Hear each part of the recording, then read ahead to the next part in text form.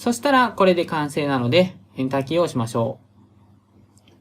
これでスイカが出てきました。こんにちは、あきです。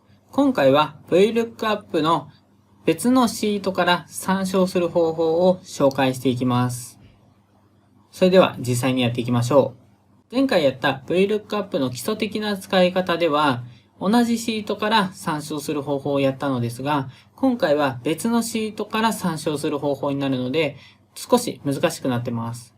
なので、戸惑らないように気をつけてください。それではやっていきましょう。前回と同じくこのように表があります。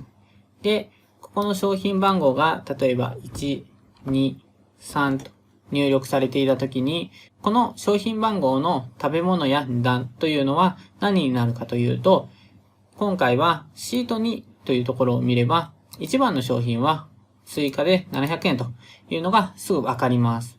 2番はバナナで200円です。それを前回と同じく、ここを自動的に入力されるように設定していきましょう。それでは VLOOKUP を入力しましょう。まず、イコール VLOOK という風に入力していきます。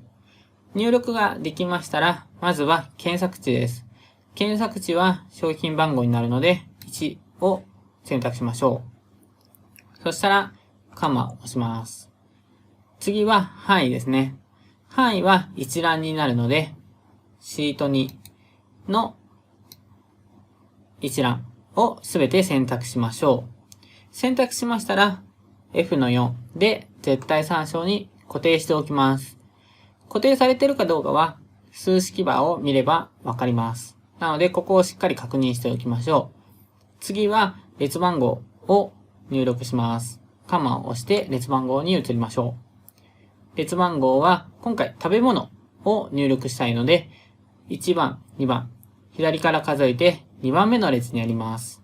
なので、2を入力します。そしたらこれで完成なので、エンターキーを押しましょう。これでスイカが出てきました。これをオートフィルしてあげて、すべてに反映させます。そうするとしっかり出てきているのがわかりますね。では、ここに1と入力すると、スイカという風に入力されています。そしたら、今回も同じように値段をやっていきましょう。値段のところにカーソルを合わせて、イコール VLOOKUP と入力します。入力ができましたら、まずは検索値を入力していきます。検索値は先ほどと同じように1のところですね。カンマを押し、範囲です。範囲も全く同じです。